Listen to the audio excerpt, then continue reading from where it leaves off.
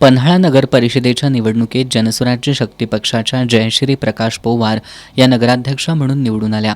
आज पन्हाळा नगर परिषदेचा 72वा वर्धापन दिन होता. त्याचं औचित्य साधून नगराध्यक्षा पोवार यांनी सावित्री महिला उद्योग समूहाच्या अध्यक्षा शुभलक्ष्मी कोरे आणि ईशानी कोरे यांच्या उपस्थितीत कार्यालय प्रवेश केला.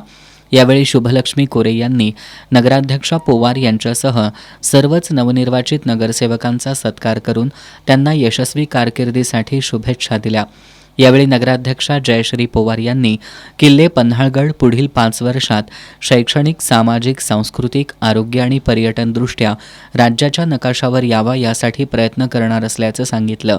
याप्रसंगी जनसुराज्य शक्ती पक्षाचे प्रवक्ते ॲडव्होकेट राजेंद्र पाटील, ईशानी कोरे यांनी मनोगत व्यक्त केली.